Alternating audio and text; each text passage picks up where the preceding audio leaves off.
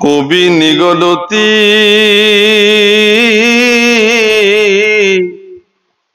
শুনি নৃপতি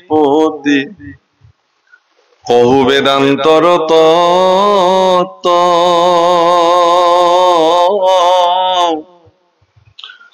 স্বভাৱে যি কৰে দানহু মমহা তপ জপ তীৰ্থ ব্ৰত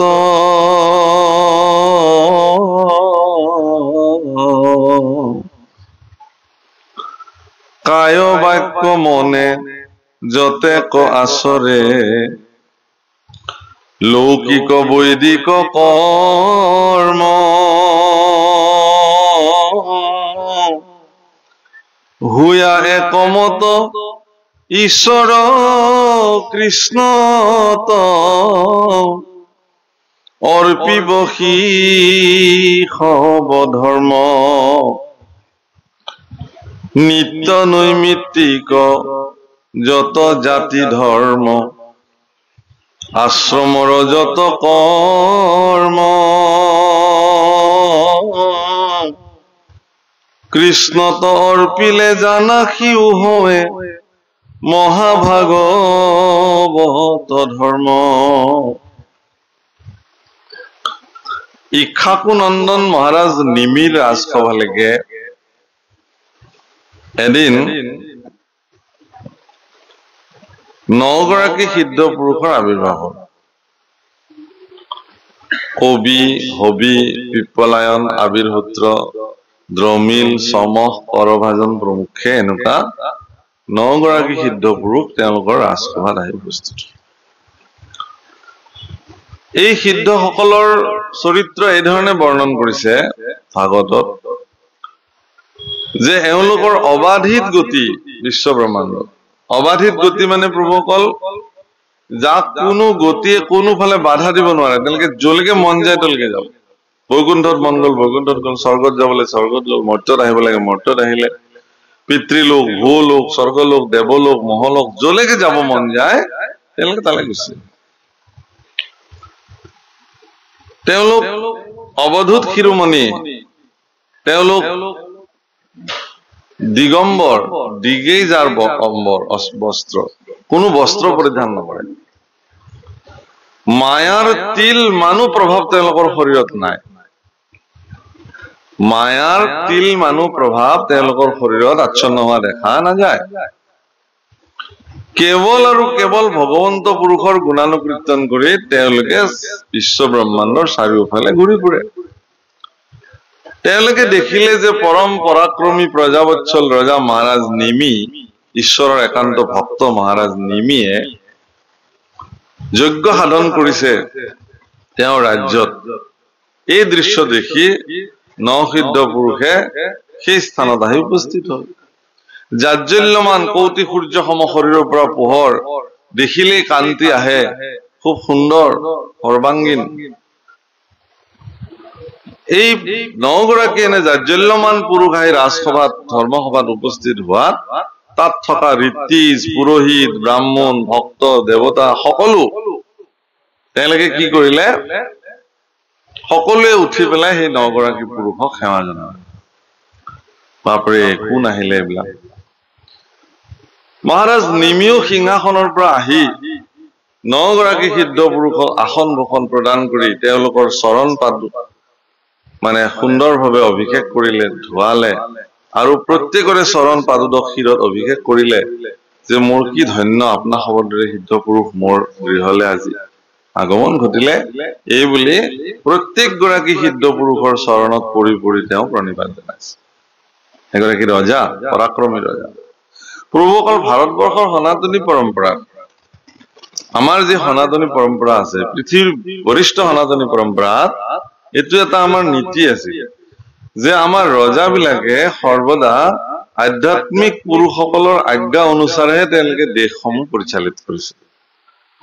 দেশৰ যিকোনো সংকট কালত তেওঁলোকে আধ্যাত্মিক তেওঁলোকৰ ৰাজগুৰুসকলৰ ওচৰত তেওঁলোকে পৰামৰ্শ বিচাৰিছিল আৰু ৰাজগুৰুসকলে তেওঁলোকক যি ধৰণৰ পৰামৰ্শ প্ৰদান কৰে সেই ধৰণে তেওঁলোকে দেশক পৰিচালিত কৰিছিল। এনেও দেখা যায় যে যদি বেনৰ নিচিনা অত্যাচাৰী ৰজাবিলাকক মাৰি ঋষিসকলে নিজেই সিদ্ধান্ত লৈছিলে, প্ৰয়োজনত বহু ক্ষেত্ৰত ঋষিসকলে ৰাজ্য পৰিচালনা কৰাৰ ইতিহাসো আমাৰ সনাতন পৰম্পৰাত দেখা যায়। ঋষিসকলৰ কোনো ৰাজকীয় হেৰিৰ প্ৰয়োজন নাই, কিন্তু তেওঁলোকে দেশৰ কল্যাণৰ কাৰণে ৰজাক যি ধৰণৰ আধ্যাত্মিক উপদেশৰ দ্বাৰা তেওঁলোকক পৰিচালিত কৰিব লাগে, যাতে ৰজা স্বেচ্ছাচাৰী হৈ নাযায়, ৰজা যাতে বিধৰ্মী হৈ নাযায়, ৰজাই যাতে ধৰ্মৰ পৰা আঁতৰি কোনো কাৰণত তেওঁ যাতে নকৰে, এই অৱস্থা তেওঁলোকে ঋষিসকলে সম্পাদিত কৰিছিল। সেইকাৰণে যিকোনো আধ্যাত্মিক গুৰু বা ঋষিসকল ব্ৰাহ্মণসকলক বিশেষভাৱে গৌ ব্ৰাহ্মণ হিতায় চ, গৌ আৰু ব্ৰাহ্মণক বিশেষভাৱে আমাৰ ৰজাবিলাকে উচিত ধৰণৰ সন্মান প্ৰদৰ্শন কৰিছিল। গতিকে এনে সিদ্ধ পুৰুষ তেওঁ ৰাজসভাত উপস্থিত হোৱাত তেওঁ সকলোকে সাদৰ প্ৰণিপাত জনালে। আৰু আপোনাৰ সকলোৱে জানে যে 9 গৰাকী বিশিষ্ট প্ৰশ্নৰ দ্বাৰা 9 গৰাকী সিদ্ধ পুৰুষক তেওঁ প্ৰশ্ন কৰিছিল আৰু কৈছিল যে মোৰ প্ৰতি যদি আপোনালোকৰ কৃপা আছে, দয়া আছে, তেতিয়াহ'লে মোৰ এই প্ৰশ্নকেইটাৰ উত্তৰ দি মোক কৃপা কৰিব লাগে। তাৰে প্ৰথম প্ৰশ্নটো আছিল আত্যন্তিক সুখ কি? আত্যন্তিক সুখ সম্পৰ্কে তেওঁ সোধা হৈছিল। তাৰপিছত ভাগৱত ধৰ্ম কি, অভক্তৰ গতি কি, মায়াৰ প্ৰভাৱ কি, ঈশ্বৰৰ অৱতাৰ ধৰি কি কৰ্ম সাধন কৰে ইত্যাদি, অভক্তসকলৰ গতিৰ পৰা প্ৰাৰম্ভ কৰি ভক্তসকলৰ প্ৰৱৰ্তন কি, তেওঁলোকৰ স্বভাৱ কি ইত্যাদি সকলো প্ৰশ্ন মহাৰাজ নিমিয়ে তেওঁলোকক সুধিছে। আৰু এই প্ৰশ্নসমূহৰ এক উত্তৰ সিদ্ধ পুৰুষসকলে প্ৰদান কৰিছে। আজিৰ যিটো প্ৰশ্নৰ উত্তৰ কবি নামৰ সিদ্ধ পুৰুষ গৰাকী দিবলৈ ওলাইছে, ভাগৱত মহাধৰ্ম কি, আৰু এই বুলি কবলৈ যায় তেওঁ প্ৰথম বাক্যতে কি বুলি কলে, কবি নিগদতি শুনিও নৃপতি কহো বেদান্তৰ তত্ত্ব। মই এতিয়া তোমাক বেদান্তৰ তত্ত্ব কওঁ। বেদান্ত কি? বেদান্ত মানে হল বেদৰ অন্ত সিদ্ধান্ত, যাক আমি উপনিষদ বুলি কওঁ। উপনিষদ সমূহৰ যিসমূহ সাৰ সেইবিলাক বেদান্তৰ তত্ত্ব। প্ৰভুসকল বেদ বুজিবৰ কাৰণে অলপ জটিল, সেইকাৰণে বেদ সম্পূৰ্ণ বৈদিক সংস্কৃত ভাষাত বেদ যিহেতু নিৰূপিত হৈ আছে, সেইকাৰণে বেদক বুজিবৰ কাৰণে আজিয়ে মই বেদ পঢ়ি পেলাই বেদ বুজি নাপাম, পঢ়িব পাৰিম। বেদ বুজিবৰ কাৰণে সৰু কালৰ পৰাই গুৰুকুলত থাকি গুৰুৰ শ্ৰীমুখে বৈদিক সংস্কৃত ভাষাৰ দ্বাৰা বেদক অধ্যয়ন কৰা যিসকলে পঢ়ে, বতুক ব্ৰাহ্মণ বুলি কয় তেওঁলোকক, সেই পৰ্যায়ৰ পৰা তেওঁলোকে দণ্ডী ঋষি পৰ্যায়লৈকে তেওঁলোকে গুচি যায়। কিছুমানে চিৰদিনৰ কাৰণে তেওঁলোকে সন্ন্যাস গ্ৰহণ কৰে আৰু কিছুমানে তাৰ পৰা আহি পুনৰ গাৰ্হস্থ্য আশ্ৰম আদিত প্ৰৱেশ কৰে। হলেও তেওঁলোকে বেদ জানে, তেওঁলোকক বেদ জনা বুলি কয়। বাকী কোনো মানুহে, সাংসাৰী মানুহে বেদ নাজানে, বেদ সম্পৰ্কীয় তথ্য তেওঁলোকৰ হাতত নাই। গতিকে বেদক বুজিবৰ কাৰণে কিছুমান শাস্ত্ৰ নিৰ্মাণ হৈছিল সেই সময়ত, তাক বেদাংগ বুলি কয়। সেই বেদাংগ শাস্ত্ৰসমূহৰ দ্বাৰা বেদক বুজিবৰ কাৰণে কিছু সহজ হৈছিল। কিন্তু যিহেতু মানুহক বেদে কৰা বিচাৰ অনুযায়ী ধৰ্ম বস্তু পালন কৰি ধৰ্মস্থানত থাকিবৰ কাৰণে শাস্ত্ৰই যিহেতু অনুগতসকলক শিক্ষা দিবই লাগিব, এতেকে সেইকাৰণে বেদ ব্যাসৰ দ্বাৰা পুৰাণৰ সৰ্বশ্ৰেষ্ঠ পুৰাণ সূৰ্য পুৰাণ হিচাপে বেদান্তৰ মূল তত্ত্বৰ আধাৰত নিৰ্মিত শ্ৰীমদ ভাগৱত শাস্ত্ৰক বৰিষ্ঠং সৰ্বশাস্ত্ৰ নাম বুলি উল্লেখ কৰিলে। ভাগৱত দিলে, বেদান্তৰ তত্ত্ব কিন্তু ভাগৱত। যিহেতু ভাগৱত শাস্ত্ৰ বেদান্তৰ তত্ত্ব হল, ই নিৰ্মাণ হবলৈ যাওঁতে দেৱঋষি নাৰদৰ দৰে মহাগুৰুৰ আজ্ঞাত বা পৰামৰ্শ মতে ঈশ্বৰৰ আজ্ঞা অনুসাৰ দেৱঋষি নাৰদে মহৰ্ষি বেদব্যাসক যিহেতু ভাগৱত নিৰ্মাণৰ আজ্ঞা প্ৰদান কৰিলে, ই এনেকুৱা তত্ত্বৰ দ্বাৰা সন্মিলিত হল, সেইকাৰণে ইয়াক শ্ৰুতি জননী বোলা হল, অৰ্থাৎ বেদৰ মাতৃ, অৰ্থাৎ বেদ ভাগৱত স্বয়ং ভগৱান হৈ গল। ভগৱান প্ৰোক্ত ইতি ভাগৱত, ভগৱানৰ দ্বাৰা প্ৰোক্ত কাৰণে ভাগৱত স্বয়ং ভগৱান। একাদশ স্কন্ধ সংস্কৃত ভাগৱতত খুব ধুনীয়াকে উল্লেখ কৰিছে, তেনায়ং বাংময় মূৰ্তি প্ৰত্যক্ষ বৰ্ততে হৰে সেবনাত শ্ৰৱণাত পাঠত দৰ্শনাত পাপনাস। যে শ্ৰীমদ ভাগৱত সাক্ষাৎ ঈশ্বৰৰ বাংময় মূৰ্তি, ভগৱানৰ স্বয়ং মূৰ্তি, যাক দেখিলে, শ্ৰৱণ কৰিলে, শুনিলে, মানে পাঠাত পাঠ কৰিলে, শ্ৰৱণাত শ্ৰৱণ কৰিলে, কীৰ্তনাত কীৰ্তন কৰিলে, শ্ৰৱণ কৰিলে, এনেকে চকুৰে যদি দেখেও, দেখি প্ৰণিপাত কৰে, তেতিয়াও সমস্ত পাপৰ পৰা মুক্ত হৈ যায়। সেইকাৰণে হে মহাৰাজ নিমি, তুমিতো ভাগৱত ধৰ্ম সম্পৰ্কে সুধিছা, গতিকে ভাগৱত ধৰ্ম কবলৈ গলে মই বেদান্তৰ তত্ত্ব তোমাক কব লাগিব। আৰু বেদান্তৰ তত্ত্বত এই কথা উল্লেখ কৰিছে যে স্বাভাৱিকভাৱে মানুহে যিবোৰ আধ্যাত্মিক কৰ্ম সম্পাদিত কৰে, দান, হোম, তীৰ্থস্থান, জপ, তপ, ব্ৰত ইত্যাদি, এই কৰ্মবিলাক কায় বাক্য মনে যি ধৰণে আচৰণ কৰে, লৌকিক আৰু বৈদিক কৰ্ম। লৌকিক কৰ্ম কোনবিলাক? লোকাচাৰত যিবিলাক পৰম্পৰাগতভাৱে কৰ্ম চলি আহিছে, তাৰ ভেটি যদি কোনোবাই বিচাৰে তেতিয়াহ'লে কি বুলি কব?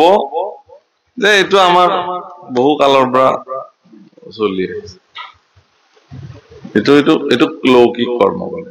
আৰু বৈদিক কৰ্মটো কোনটো? বেদে যাক বিধান দিছে, বিধিপূৰ্বক যিটো কৰা হয়।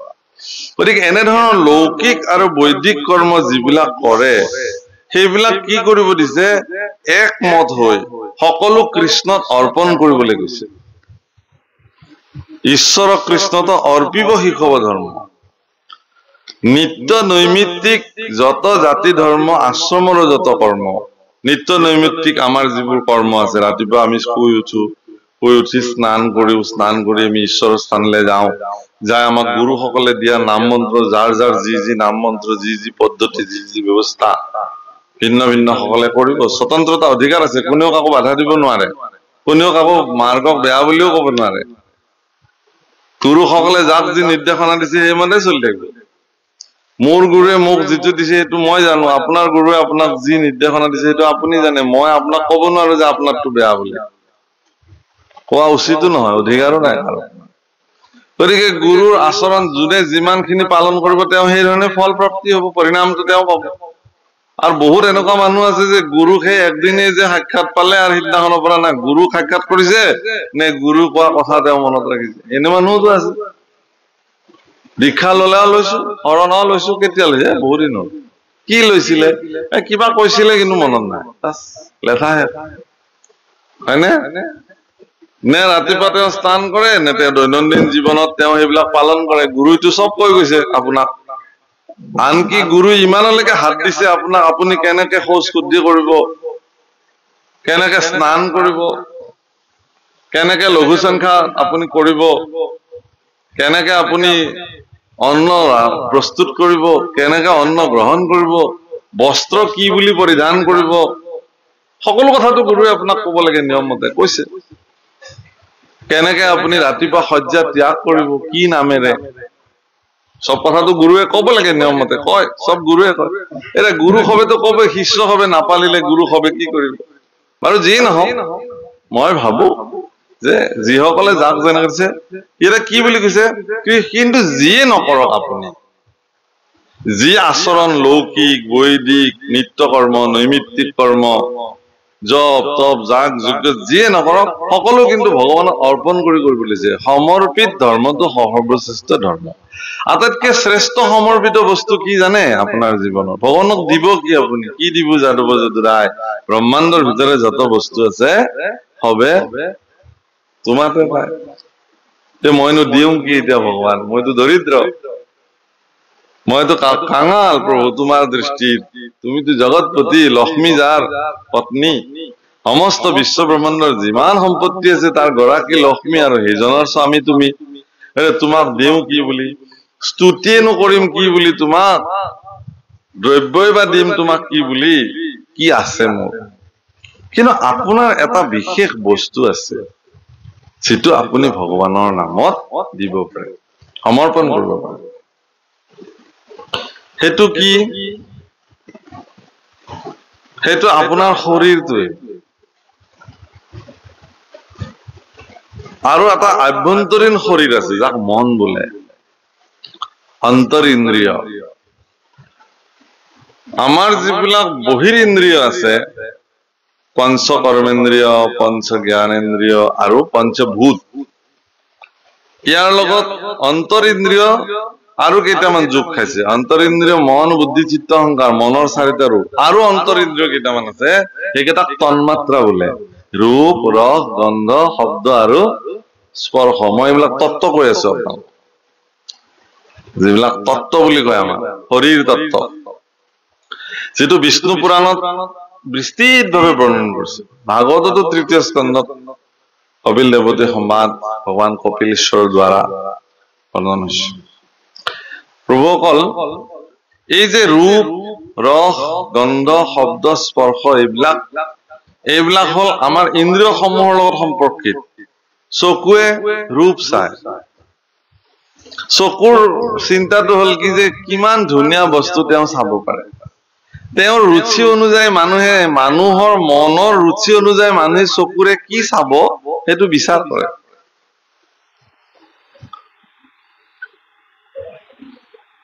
কাণ দুখনে কি শুনিব, ব্যক্তিগৰাকীৰ আভ্যন্তৰীণ ইন্দ্ৰিয় মনৰ ৰুচিৰ ওপৰত নিৰ্ভৰ কৰিব। কিছুমানৰ কাৰণেতো এই ভাগৱত কথা শুনিবৰ বৰ অশান্তিকৰ, সোনকালে সামৰিলে হয় আৰু এই গৰম ইমান।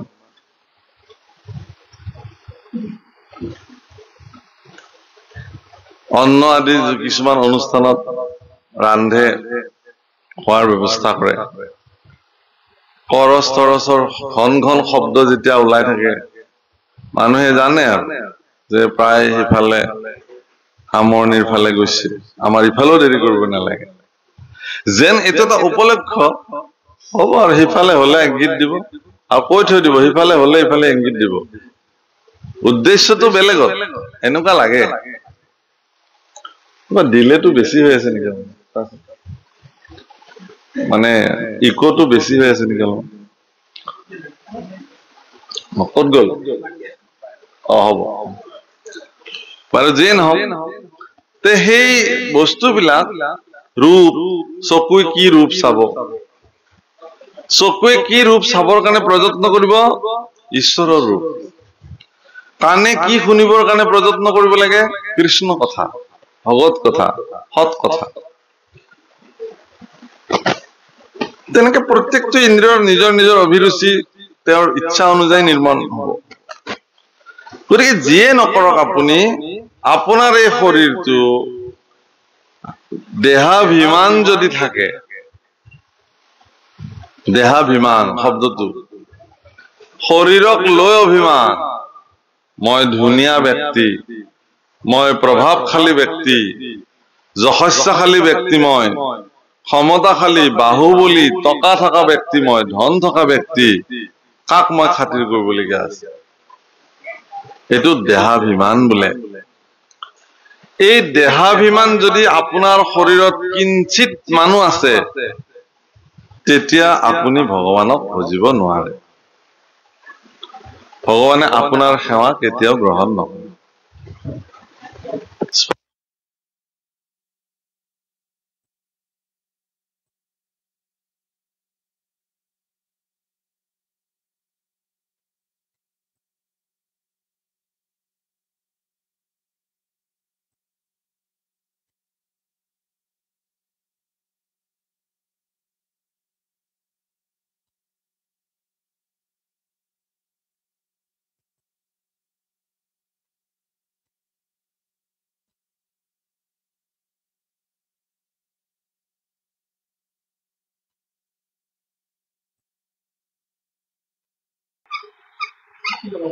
যেতিয়া পঞ্চপাণ্ডৱে ভগৱান কৃষ্ণক এই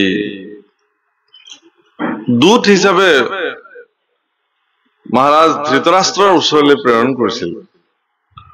মহাৰাজ ধৃতৰাষ্ট্ৰৰ ৰাজসভাত গৈ দেখিলে যে ধৃতৰাষ্ট্ৰ বোলা ৰজাজন নামতহে সিংহাসনত বহি আছে, আৰু চলাইছে কোনে? পুত্ৰ দুৰ্যোধন যুৱৰাজ, তেওঁই যেন চক্ৰৱৰ্তী ৰজা। দুৰ্যোধনে কলে যে বিনা যুদ্ধে মই সুস্যাগ্ৰ বেদিনী নিদিওঁ, বেজিৰ আগৰ বাতিও মই নিদিওঁ। ভগৱান কৃষ্ণই তেওঁক বুজালে, হে দুৰ্যোধন, যুদ্ধ মানেই বিনাশ, যুদ্ধ মানেই অশান্তি, যুদ্ধ মানেই ৰক্তপাত, যুদ্ধ মানে মৃত্যুৰ বিভীষিকা, তাৰ পিছৰ পৰ্যায়ে আৰু ভয়ংকৰ, কিমান মহিলা বিধৱা হব, কিমান পুত্ৰ পিতৃহাৰা হব, কিমান পৰিয়াল বিধ্বংস হৈ যাব, কিমান জোৱানৰ মৃত্যু হব, তেজৰ নদী বৈ যাব, ভয়ংকৰ যুদ্ধ এখন হব, দেশৰ অৰ্থনৈতিক প্ৰভাৱ পৰিব। গতিকে এইবোৰ নালাগে। হে দুৰ্যোধন, অলপমানতো তুমি ধৰ্মৰ কথা মনত আনা, তুমি অলপমান ধাৰ্মিক হোৱাচোন, অলপ। দুৰ্যোধনে ভগৱান কৃষ্ণক কি বুলি কৈছে জানে? মই ধৰ্ম কি সেয়া জানো প্ৰভু। হে দ্বাৰকাধীশ, ধৰ্ম মই জানো। বা তুমি ধৰ্ম জানা? মই জানো। তুমি যিটো সিদ্ধান্ত লৈছা এইটো ধৰ্ম নে অধৰ্ম? বোলে এইটো অধৰ্ম। কৈ দিছে যে এইটো অধৰ্ম, মই জানো। যে অধৰ্ম বুলি জানিও তুমি অধৰ্ম পৰিত্যাগ কিয় কৰিব নোৱাৰা? বোলে সেইকাৰণে মই দুৰ্যোধন।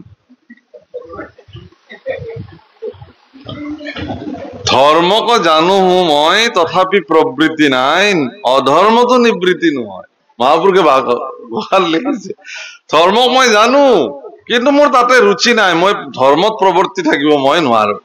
ধৰ্ম কি জানো মই, কি কি এইবিলাক, আৰু অধৰ্ম কি সেয়াও জানো, তাৰ পৰিণাম কি সেয়াও জানো, কিন্তু তথাপিও মই অধৰ্মৰ পৰা নিজক নিবৃত্তি কৰিব নোৱাৰো। অধৰ্ম এৰি মই থাকিব নোৱাৰো। চাওকচোন কি বিচিত্ৰ মানুহ। আচ্ছা, তেনেকুৱা দুৰ্যোধন বৰ্তমান পৃথিৱীত আছে নে নাই? আছে নহয়? আপোনালোকে জানিব এইটো। হয়নে? তেনেকুৱা ধৃতৰাষ্ট্ৰ আছে নে নাই বাপ? বহুত আছে। নিজৰ পুত্ৰ কন্যাৰ অপকৰ্মৰ কথা জানিও চকু দুটা মুজি থাকে, কাণ দুখন বন্ধ কৰি থাকে। আপুনি যদি তেওঁৰ উপকাৰৰ কাৰণে যদি কবও যায় যে আপোনাৰ ল'ৰাক কিন্তু মই বৰ বেয়া পৰ্যায়ত দেখি আছো, আপুনি বা দেখিছেন নাই নাজানো, মই আপোনাৰ উপকাৰৰ কাৰণে কওঁ যে পাৰে যদি তাক নিয়ন্ত্ৰণ কৰক। আপোনাৰ ছোৱালী বেয়া ৰাস্তাৰে গতি কৰিছে, আমাৰ দৃষ্টিগোচৰ হৈছে, আপুনি কৃপা কৰি চাওক। আৰে মোৰ ল'ৰা ছোৱালীক মোতকে আপুনি ভালকে জানে নেকি? মানে মোৰ ল'ৰা ছোৱালীৰ উন্নতি আপোনালোকে ভাল নাপায়, শত্ৰুতা।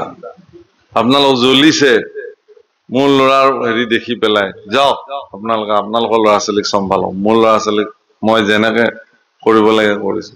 ধৃতৰাষ্ট্ৰৰ কথাও সেই একেই। আৰু তেনেকুৱা বহু ধৃতৰাষ্ট্ৰ বৰ্তমান সমাজত আছে প্ৰভুসকল। যিবিলাক পিতৃ এনেকুৱা গান্ধাৰী বহুত আছে আমাৰ সমাজত। মাক বিলাকৰ কিছুমান মাতৃৰ ভয়ংকৰ তেওঁলোকৰ হেৰিৰ কাৰণে ল'ৰা ছোৱালী উদণ্ডতা বাঢ়ি গৈছে। তেওঁলোকে এইবোৰ লুকুৱাই ৰাখে কথাবোৰ পিতৃৰ পৰা, জ্যেষ্ঠজনৰ পৰা। পুত্ৰ মোহ, এইবিলাকক কি বুলি কয়? পুত্ৰ মোহ। সন্তানৰ প্ৰতি থকা প্ৰচণ্ড মোহ মায়া, দেহাভিমানী। সেইকাৰণে ধৰ্মক জানো মই, তথাপি মোৰ প্ৰবৃত্তি নাই, অধৰ্মতো নিবৃত্তি নহয়।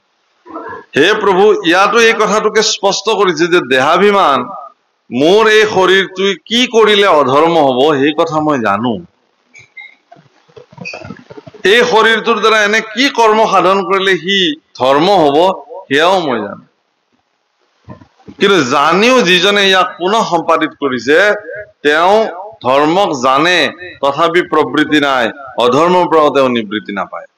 কিন্তু আপুনি সেইকাৰণে দেহাত, এতিয়া দেহাটো আপোনাক এগৰাকী সাধক হবৰ কাৰণে দেহাটো বাধক হৈ যাব। তেতিয়া আপোনাক ই সাধক হবলৈ নিদিয়ে। প্ৰভুসকল, দেহাৰ আটাইতকৈ সৰ্বশ্ৰেষ্ঠ ভয়ংকৰী পৰিণামটো হল কি? অহংকাৰ। বুজিছে না? অহংকাৰ এটা এনেকুৱা বস্তু অহংকাৰৰ এনেকুৱা এটা ক্ষমতা আছে, আপুনি যে প্ৰচণ্ড ভুল ৰাস্তাৰে গতি কৰি আছে, অহংকাৰে আপোনাক অনুভৱে কৰিব নিদিয়ে। অহংকাৰৰ শ্ৰেষ্ঠ বাহাদুৰি এইটোৱে।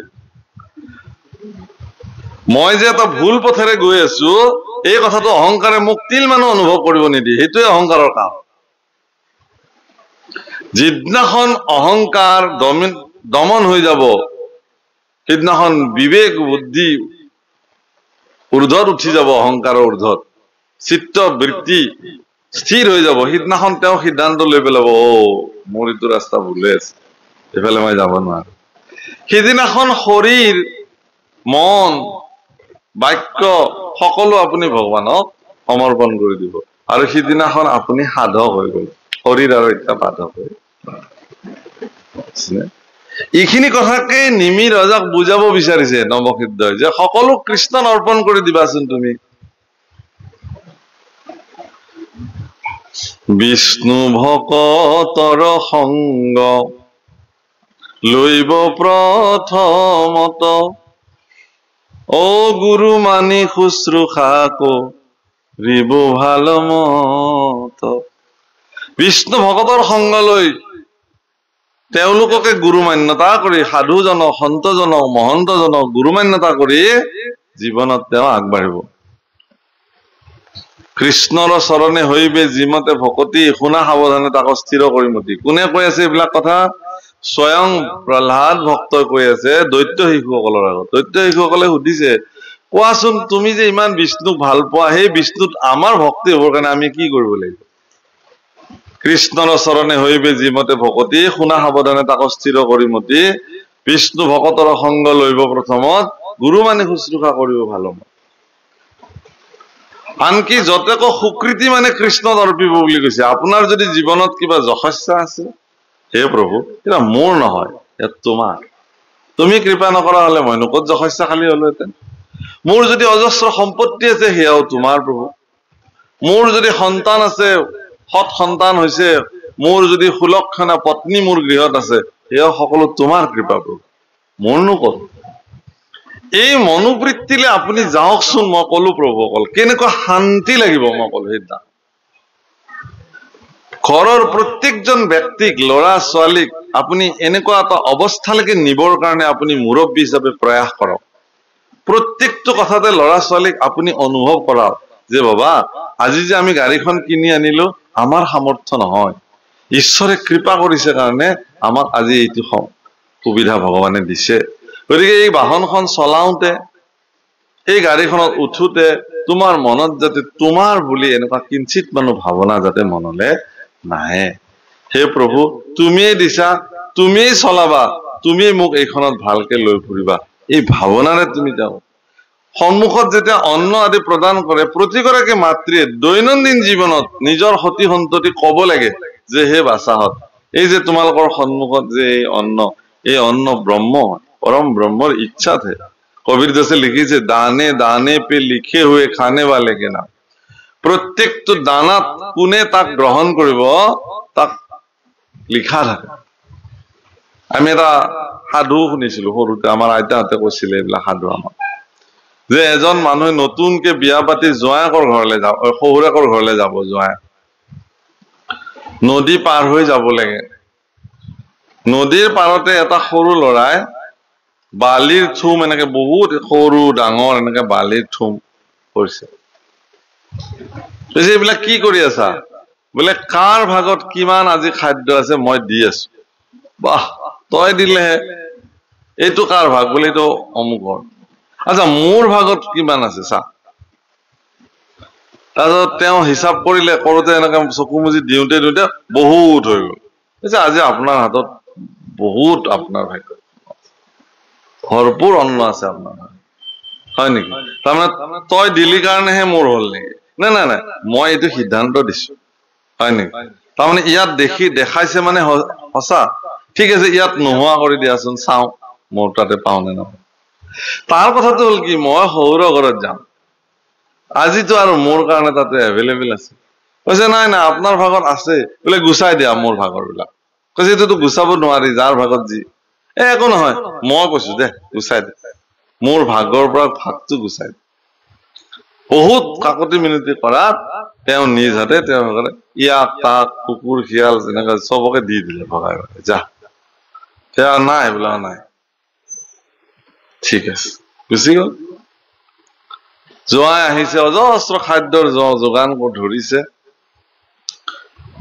বহিছে অজস্ৰ খাদ্য একদম সন্মুখত কৰিছে তাৰপিছত মনত ভাৱনা হৈছে আৰে এইটো বালিখিনি মোৰ খাদ্যখিনি গুচাই দিছিলে ক'ত পায় হেন সময়তে খুৰালিকজনীয়ে কিবা পানীৰ ঘটাত লটিটো লৈ আহিলে কেনেকে তাতে জটপট খাই উজত খাই ঘটিটো আহি তাৰ মুখত লাগি সন্মুখৰ দাঁত দুটা সৰি লগে লগে ৰৌ ৰৌকে তেজ পানী পৰিব ধৰিলে চব খাদ্য চিটিচান হৈ গল এতিয়া দাঁত সৰি তেজ ওলাব ধৰিলে খাই কি নহল আৰু এনেকে গৈ শুই থাকিলে খোৱাই নহয় আমাক আইতাহঁতে খুব ৰসিকভাৱে এই কাহিনী কৈছিলে কিন্তু ইয়াৰ তাৎপৰ্য সঁচাকে যে সৃষ্টিকৰ্তা যিজনে পালনকৰ্তা হিচাপে বিষ্ণু পালক বিষ্ণুৱে সকলোকে জীৱকে পালন কৰিছে ছত্ৰপতি শিৱাজী মহাৰাজক তেওঁৰ গুৰু ৰাম সুখদাস স্বামী ৰাম সুখদাসে যিজনে বিজয় মহামন্ত্ৰ শ্ৰীৰাম জয় ৰাম জয় জয় ৰাম শ্ৰীৰাম জয় ৰাম জয় জয় ৰাম বিজয় মহামন্ত্ৰৰ দ্বাৰা তেওঁ সিদ্ধ কৰিছিল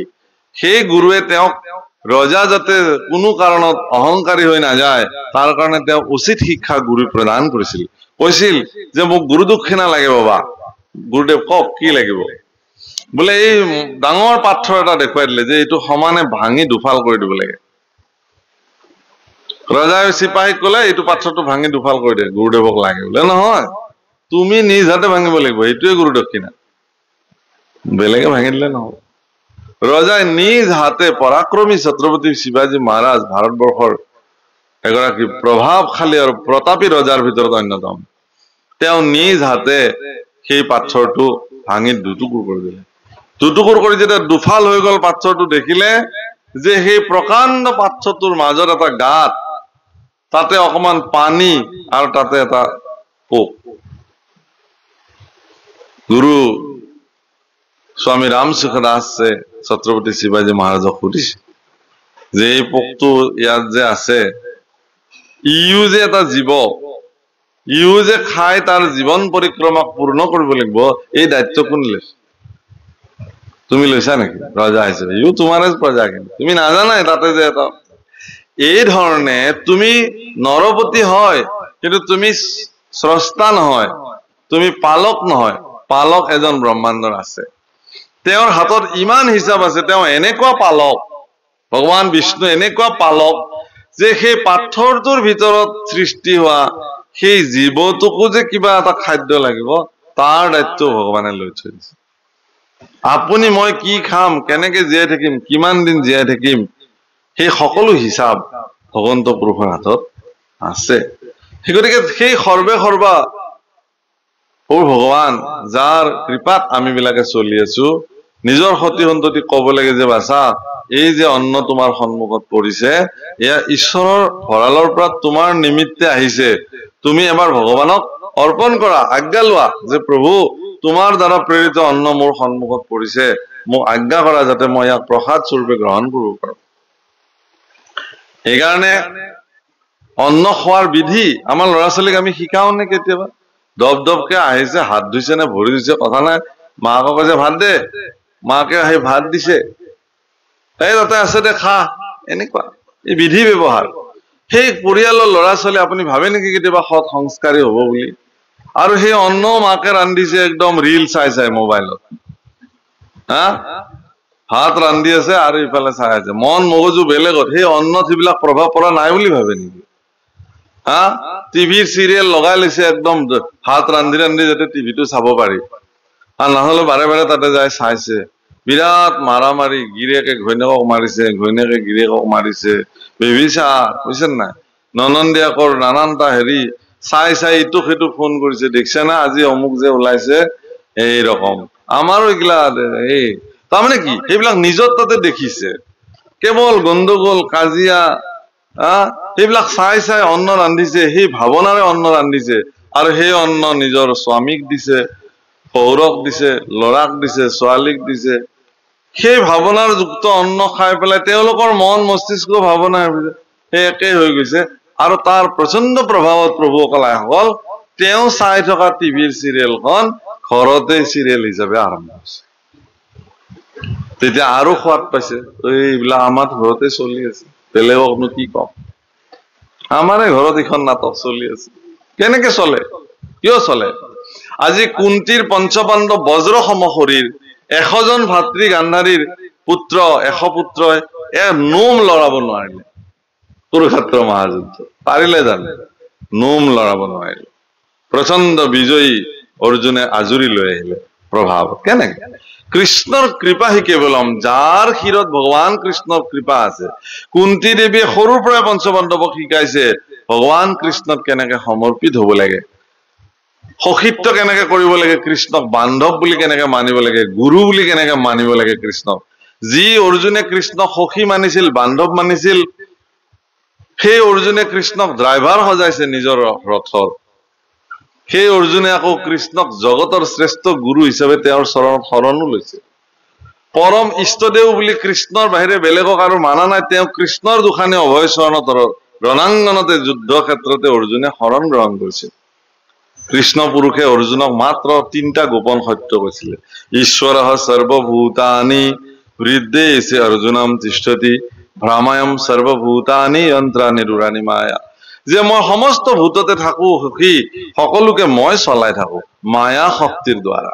গতিকে যোনে মোক চিনি পায় তেওঁ মোক চিনি পাব, আৰু যোনে চিনি নাপায় নাপাব। তোমাক মই চিনাকি কৰাই দিলো, যদি চিনি পোৱা তেতিয়াহ'লে মোৰ ওচৰত আশ্ৰয় লোৱা। মন মনা ভৱ, মোক ভাবা, মত ভক্ত মত জাজি মাং নমস্কুৰু, মোৰ ভক্ত হোৱা, মোক যোজনা কৰা, মোকে নমস্কাৰ কৰা, তেতিয়া তুমি মোক পাবা। আৰু কি বুলি কলে?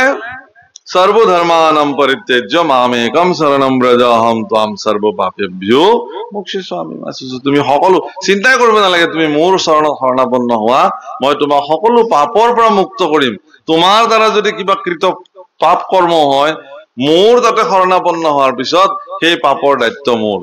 শৰণ বুলি কলে, শৰণ শব্দৰ অৰ্থ হল ভাৱসকল আশ্ৰয়। এই ভৱ গহন বন আতি মোহে পাখে চন্ন, তাহে সম হৰিণ বেঢ়ায়। ফন্দিলো মায়াৰ পাখে, কাল ব্যাধে ধায়া আখে, কাম ক্ৰোধ কুত্তাকে দিখায়। এই সংসাৰ অৰণ্যত মই এটা হৰিণ স্বৰূপ, আৰু মোক প্ৰত্যেকে ইফালে বাঘ, ইফালে সিংহ, ইফালে কিবা কুকুৰ, ব্যাধ, সকলোৱে খেদি আহিছে। থাকিম কত? মই আশ্ৰয় লব লাগিব। আশ্ৰয়ৰ একমাত্ৰ স্থানটোৱে হল ভগৱানৰ দুখানি অভয় চৰণ, যত আশ্ৰয় ললে জীৱৰ ভয় নাথাকে। বুজিনা? অভয় চৰণ। অভয় চৰণত শৰণ গ্ৰহণ কৰিব লাগে। শৰণ শব্দৰ অৰ্থ আশ্ৰয়। আৰু শৰণ কেতিয়া লব লাগিব বুলি কথা নাই। যেতিয়াই তেওঁ অনুভৱ কৰে যে মই তোমাৰ আশ্ৰয় ব্যতিৰেকে মোৰ জীৱনৰ কোনো মূল্য নাই, সেইদিনাখনেই ঈশ্বৰত তেওঁ আত্মসমৰ্পণ কৰিব লাগে। জানি নামে পখিলো, আগতে জানিব লাগিব এই সম্পৰ্কে। গতিকে ইয়াতো সেই কথাটোকে কৈছে যে কোনবিলাকে কাক বিষ্ণুমায়াই ধৰে, ইয়াতে উল্লেখ কৰিছে। ৰাম গৰ্ব অহংকাৰ তেজি জিতু জনে, আশ্ৰয় যদি ভকতি, তাতে মহাতুষ্ট হুয়া কৃষ্ণে দেন্ত, বৈকুণ্ঠ যত সম্পত্তি। গৰ্ব অহংকাৰ যিজনে ত্যাগ কৰি ভক্তি আচৰণ কৰিছে, মই আগতেও কৈছো দেহাভিমান, শৰীৰ সম্পৰ্কীয় যিবিলাক মোহ, শৰীৰ সম্পৰ্কীয় যিবিলাক অহংকাৰ, এইবিলাক আমি পৰিত্যাগ কৰিব লাগিব। মইনো কোন প্ৰভু, তুমিয়ে সকলো। হে ৰাম যদি বোলা ৰাজা অজ্ঞানীৰ ভয়, জ্ঞানে সে কৰে অন্তৰ, কি কৰে ভকতি হেন শংকামতি, তেজিয়া শুনা উত্তৰ। অজ্ঞানীৰ ভয় জ্ঞানে অন্তৰ কৰে।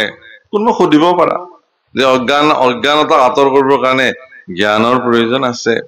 মই কওঁ ভকতিয়েনো কি কৰিব, এনে প্ৰশ্ন হব পাৰে মনত, যে অজ্ঞানতা দূৰ কৰিবৰ কাৰণে জ্ঞানৰ প্ৰয়োজন হব, ভক্তিক লাগিব জানো? তাৰ উত্তৰটো মই দিওঁ, তুমি শুনা। ঈশ্বৰ বিমুখ হুৱে যিটো নৰ ধৰে বিষ্ণু মায়া তাক এহি দেহ মূৰ বোলে অজ্ঞানত পাশৰে নিজ আত্মাক। যেতিয়া এজন ব্যক্তি ঈশ্বৰ বিমুখী হৈ যায় তেওঁ বিষ্ণু মায়াই তেওঁক ধৰে, কাৰণ তেওঁ ঈশ্বৰ বিমুখী হল, মায়াই সেইকাৰণে তেওঁক ধৰিলে। ঈশ্বৰ বিমুখ হয় যিটো নৰ ধৰে বিষ্ণু মায়া তাক, বিষ্ণুই তেওঁক বিষ্ণু মায়াই ধৰে। আৰু তেওঁ দেহটোকে মূৰ বুলি ভাবে। এই দেহটোৰ ভিতৰত যে এটা আত্মা বোলা স্বৰূপাৰ্থত চৈতন্য শক্তি বিদ্যমান হৈ আছে, যি শক্তি এই শৰীৰটোক চলাই আছে, সেই কথাটো তেওঁৰ মনত নাহে। কাৰণ তেওঁ শৰীৰটোকে সৰ্বশ্ৰেষ্ঠ বুলি ভাবে, শৰীৰটোকে মই বুলি ভাবে, শৰীৰটোকে সৰ্বে সৰ্বা বুলি মানে। এই ৰাম হৈ জ্ঞান শূন্য কোন পাপ পুণ্য কৰতে নপাৰে সাৰ সাম্যকে বাতুল বিষয় ব্যাকুল নুগুছে যাতনা তাৰ।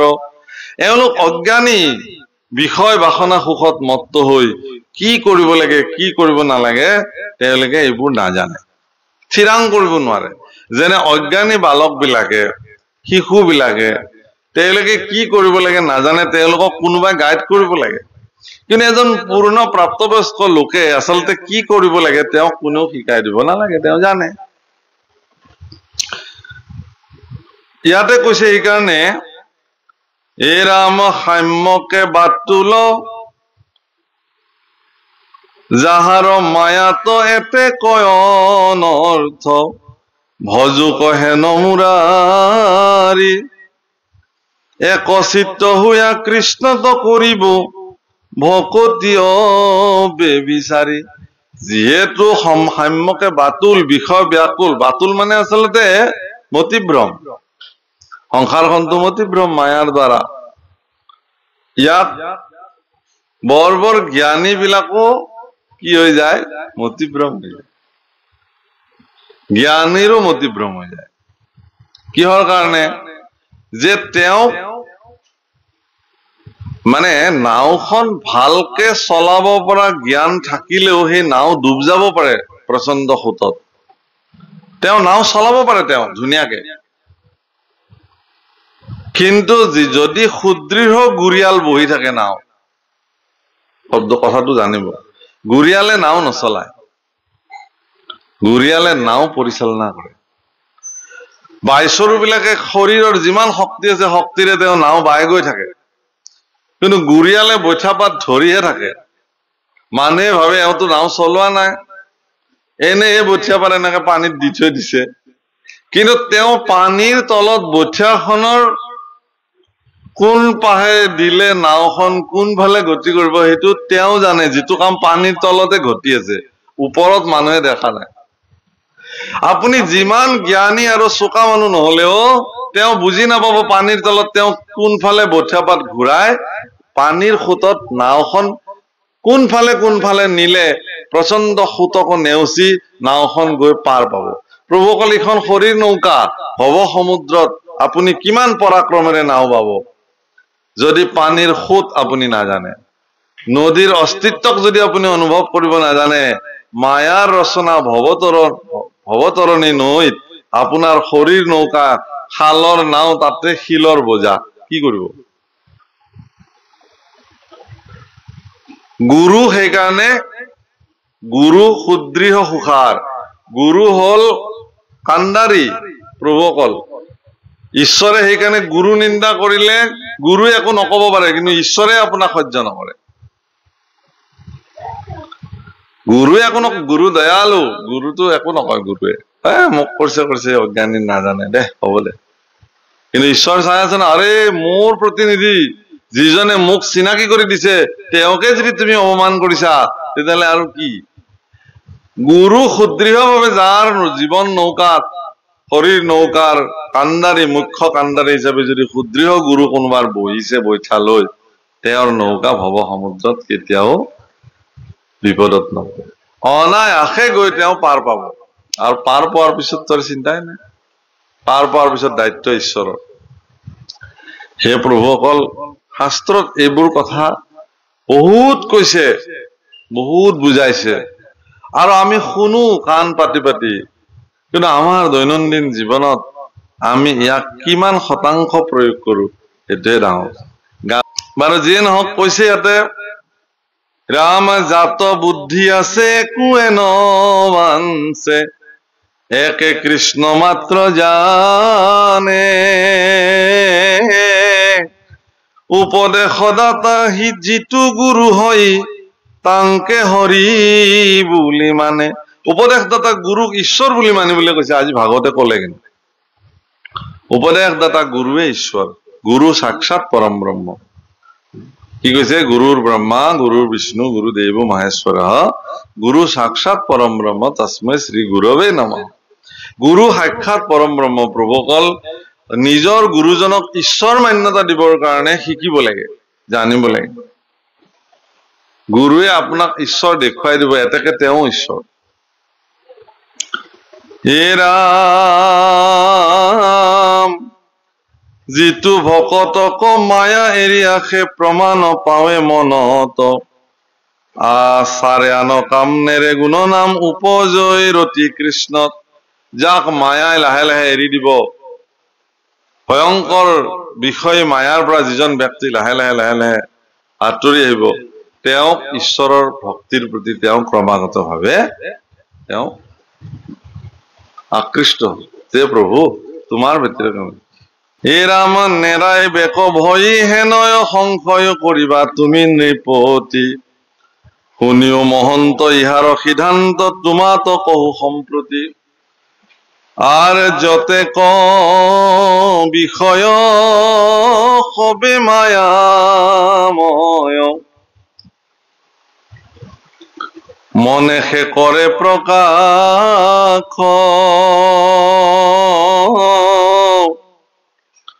পুত্ৰ দ্বাৰা ধন সবেও সপোন, খনেকতে হয় নাশ। বিষয় যতে ক সবে মায়াময়, মনে সে কৰে প্ৰকাশ। এইবিলাক মনৰ প্ৰকাশ। প্ৰভুসকল পুত্ৰ দ্বাৰা ধন, দ্বাৰা মানে পত্নী, দৈবদ্যতাৰ আকাৰ অতাকাৰেৰা দ্বাৰা, দ্বাৰা মানে পত্নী, পুত্ৰ পত্নী ধন জন, এইবিলাক চব সপোনৰ নিধি। সপোনত মানুহ ৰাতিৰ ভিতৰতে কৌটিপতি হৈ যায়, সাৰ পালে 1 টকাও নাই, হয় নহয়? যিদিনাখন তেওঁ সাৰ পাব সেইদিনা সাৰ মানে ব্ৰহ্মা আদি কৰি জীৱ জগত চব মায়া সজ্জাতটো আমি শুয়ে আছো, এতিয়াওতো আমি টোপনিতে আছো, সাৰ পোৱাই নাই। যিদিনাখন কিবাকে গুৰুৰ কৃপাত যদি সাৰ পায়, আপুনি সাৰ পালে দেখিব হে মই মিছাতে সপোনত আছো, এইবিলাকতো মোৰ প্ৰয়োজনেই নাই। তে এইবিলাক খনেকতে হয় না, আজি আছে কালি নাই, এইবিলাকক লৈ পেলাই মিছাতে মানুহবিলাক একদম মানে হেৰি হৈ থাকে। আৰ হেন জানি যিটো মন কনিয়মি, কৃষ্ণত ভকতি কৰ, এই মহাশয় এৰাই মৃত্যু ভয়, সুখে সংসাৰ কতৰ। বৰ ডাঙৰ শব্দ এটা কলে যে হে ৰাজন, যদি এনেকে কোনোবাই মনক সংযম কৰি, মনক নিয়ন্ত্ৰিত কৰি যদি কৃষ্ণত ভকতি কৰে, তেতিয়াহ'লে তেওঁ মৃত্যু ভয় গুচিব, সংসাৰ সমুদ্ৰৰ পৰা তেওঁ তৰিব, আৰু তেওঁ ঈশ্বৰ কৃষ্ণক প্ৰাপ্তি হব। কি বুলি কলে? মনক নিয়ম। পাছে নৃপবৰ পৰম দুষ্কৰ, শুনিলা কৰ্ম ভকতি, যোগীৰ বিষম মনক নিয়ম, কৰি বেকাৰ শকতি। যোগীসকলৰ কাৰণেও বিষম মনক নিয়ম কৰিব পাৰে। বিশ্বমিত্ৰ পৰাশৰ আদি ঋষিগণ, পত্ৰ পুষ্প ফল মাত্ৰ কৰন্ত ভক্ষণ, কামিনীৰ সংগ দেখি সিটো সুললিত, তাৰা হব হয় কামে বিমোহিত। উদাহৰণ আছে, এনেকুৱা পৰম যোগী সন্যাসী ঋষিসকলেও পত্ৰ পুষ্প ভক্ষণ কৰি, বায়ু ভক্ষণ কৰিয়ে জীৱন নিৰ্বাহ কৰি, ইন্দ্ৰিয় আদি সংযম কৰি থাকিও তেওঁলোকেও স্বৰ্গৰ পৰা নামি অহা অপেশ্বৰা বিলাকৰ মুখ দৰ্শন কৰাৰ লগে লগে তেওঁলোকৰ ধ্যান ভংগ হোৱাৰ ইতিহাস আছে। আৰু আমি কোন গোটা? আমিতো নৰ্মনিছ। ৰজা নিমিয়ে কৈছে তেতিয়াহ'লে মোৰ দ্বাৰা আৰু নহব চাগে ভক্তি কৰা, ইমান টান যদি মই ভক্তি কেনেকে কৰিম? কৰ্মভগতি সম্পৰ্কে ইমান যদি জটিল, মনকটো নিয়ন্ত্ৰণ কৰাটো ইমান সহজ কথা নহয়। নিমিয়ে ভাবিছে যে মনক তেওঁ নিয়ন্ত্ৰণ কৰিব লাগিব বুলি। প্ৰভুসকল এইটোৱে ডাঙৰ কথা। তেওঁৰ এই ধাৰণাটো গুচাব এতিয়া নৱসিদ্ধই, যে আপুনি মনক নিয়ন্ত্ৰণ কৰিব নালাগে, যাৰ মন তাক সমৰ্পণ কৰি দিয়ক, তেওঁ নিয়ন্ত্ৰিত কৰি দিব না। অৰ্থাৎ আমি বিলাকে ভাবি আছো কি যে মই কৰিব লাগিব, আপুনিতো নোৱাৰে, সামৰ্থ্যই নাই আপোনাৰ, মনে আপোনাক চলাই আছে। পিছে আমাৰ বৰপেটীয়া ভাষাত এটা হেৰি আছে, বোলে ওপৰৰ পৰা পল্লাক বেল, শুনাই নেগলাক নুশুনাই গেল। বুজিছেনে? যাৱাই নললাক নাযাৱাই ললাক, লোৱাই নাখলাক নলৱাই খালাক। এইটো এটা মানে হেৰি, মানে বেলটো যেতিয়া পৰিল ধুপুতকে কাণ দুখনে শুনিলে, কাণে কিন্তু নগল। গৈছে কোন? ভৰিয়ে গৈছে। কাৰণ লৈ যাব লাগিব ভৰিয়েহে। আকৌ যিজনে লৈ গল তেওঁ নললে কিন্তু বেল, ললে হাতে। যিজনে ললে তেওঁ আকৌ নাখালে, খালে মুখে। ইন্দ্ৰিয় বিলাকৰ মাজত হাহাকাৰ লাগি গল। কাণে ডিমাণ্ড দিলে, দাবী কৰিলে, মই প্ৰথম শুনছিলো, প্ৰথম বেল মোক দিব লাগিছিল, হয়নে? ভৰিয়ে বোলে মইহে লৈ গৈছো, তই শুনলে কি হব, জাগাক লাগি নিচে কোনে? গতিকে বেল ভাঙি প্ৰথমতে ভৰিত অলপ লগাই দিব লাগিছিল। হাতে বোলে মই ভাঙি চিঙি দিছো কাৰণেহে। মুখে বোলে এই বাপাৰে মই নাখালে এইগিলা একো লাভ নাই, ময়ে খাব লাগিব, তেতিয়া চবে পাবি তাতে ভাগ। তে এই বিৰাট হুলস্থুলৰ মাজত মনে বোলে না না না, ইহঁত বিলাক বৰ উৎপাত লগাইছে। অন্তৰ ইন্দ্ৰিয়, বাকী বিলাকতো বহিৰ ইন্দ্ৰিয়। অন্তৰ ইন্দ্ৰিয় মনে নিজৰ বাহাদুৰি দেখুৱাই কৈছে, এই চব মনে মনে থাক, মই যি কম সেইটোৱে হব। বা তুমি বা কোন? আমি দেখাই নাই তোমাক। এই মই মন, চিনি পোৱা নাই মোক? মোৰ মতেহে তহঁতে চলিব লাগিব। মই ৰজা ইন্দ্ৰিয়, মন গলে খায়, মন গলে যায়, মন গলে শুৱে, মন গলে কৰে। ইন্দ্ৰিয় বিলাকে অলপ সময় ভাবিলে, ভাবি কিনে কৈছে ৰব ৰব, কেতিয়াবা কেতিয়াবা দেখোন মন নগলেও কিছুমান কাম আমি কৰোহে, তেতিয়া তোমাৰ ৰাজত্বটো ক'ত যায়? মন নাছিল তথাপি আহিলো, মন নাই তথাপি খালো, মন নাছিল তথাপি দিলো, হয় নে নহয়? মনে বোলে কথাটোতো হয়।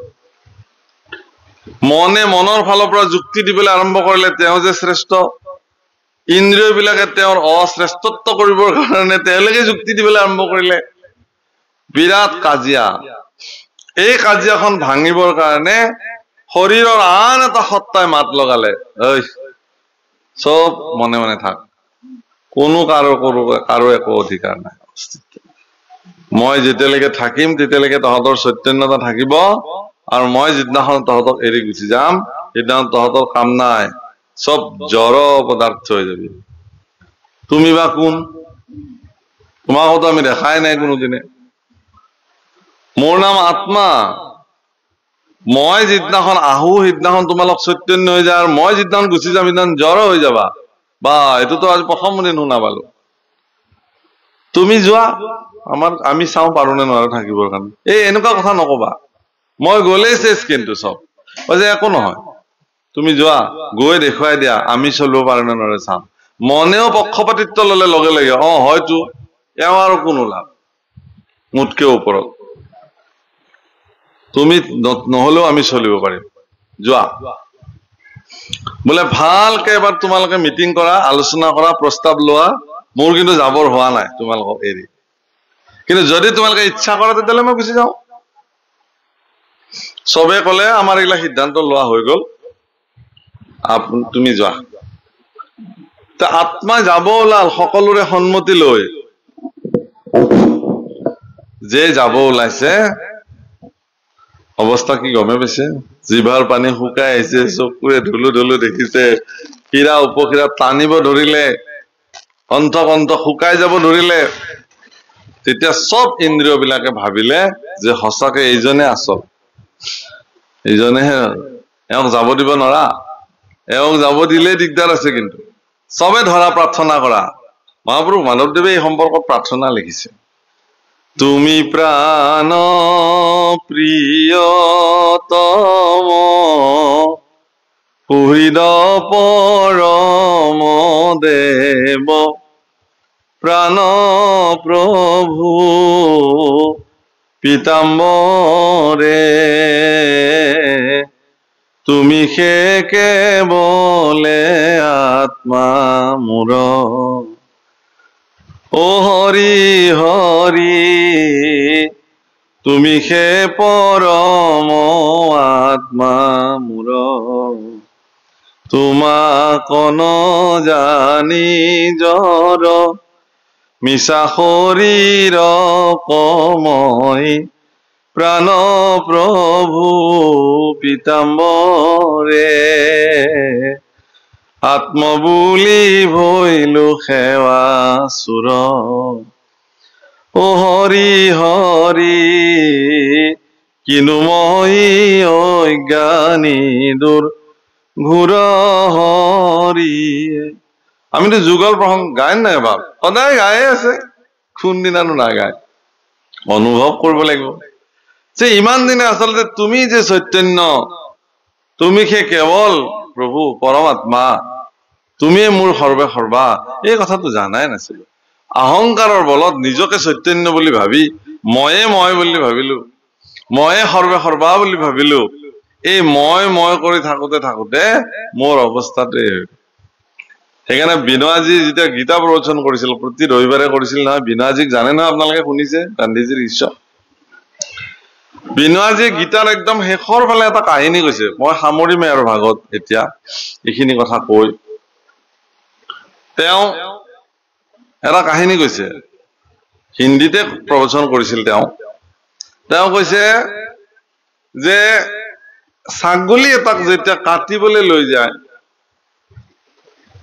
কচায়ে, তেতিয়াও সি মেকে থাকে। হিন্দীত মে মানে মই। সেই ছাগলী কচাই কাটিলে, কাটাৰ পিছত তাৰ চামৰা টুকুৰ এৰুৱাই দিয়া হল। সেই চামৰা টুকুৰ লেপ চিলোৱা ধূনাকাৰে লৈ গল, নি সেই তোলা ধূনা এই যিডাল হেৰি ৰছী, সেই চামৰাৰে সেইডাল বনাই পেলালে, ছাগলীৰ সেই চামৰা। এতিয়া মৰি যোৱা শুকাই যোৱা চামৰা টুকুৰত যেতিয়া কোব মাৰি দে, তেতিয়া হেনো শব্দটো, এইটো বিনোৱাজীৰ কথা, তুমি তুমি তুমি বুলি ওলাই। জীয়াই থাকোতে মই আছিল, মে মানে মই। মৰাৰ পিছতহে অনুভৱ কৰিলে মইতো নাই, তুমিয়ে আচলতে সৰ্বশ্ৰেষ্ঠ। আমাৰো কথাটো এইটোৱেই, মৰাশতো কান্ধত তুলি লৈ যোৱাৰ পিছতহে আমি অনুভৱ কৰো ৰাম নাম সত্য হয়, আৰু ইমান দিনে মিছা আছিল নেকি। তাৰমানে জীয়াই থাকোতে যিজন মানুহে ৰাম নামক সত্য বুলি নাভাবিলে, মৰাৰ পিছত তেওঁক শুনাই আছো যে ৰাম নাম সত্য, কি লাভ হব? তেওঁতো নায়েই এই জগতত। জীৱন্ত মানুহৰ কাৰণেহে এইখিনি কথা কোৱা হয় যে প্ৰাণ হৰি গৈলা এৰিয়ে, হে প্ৰাণ হৰি তুমি মোৰ তাতে আছিলা আৰু তুমি মোক চৈতন্য কৰি ৰাখিছিলা, আজি তুমি গুচি গলা কাৰণে মোৰ অস্তিত্বই নাই, কাঠৰ লগত সমান কৰি জ্বলাই দিব। এডাল মেচৰ কাঠিয়ে অলপমান পুৰিলেও তাতে ঢৌ বান্ধি থাকে, বিষাই পুৰে, সেই শৰীৰটোক দপদপীয়া দাবানল জুইত তুলি দি পুৰা হয়, শৰীৰে নকৰে কিয়? কি হৈ যায়? কি থাকিল তাত? কি আছিল এতিয়া কি নাই? কোনে থাকাৰ কাৰণে সেই দুখ বেদনা সুখ ভাগৰ সকলো অনুভৱ কৰিছিল, আজি তেওঁ নাই কাৰণে একো মূল্য নাই।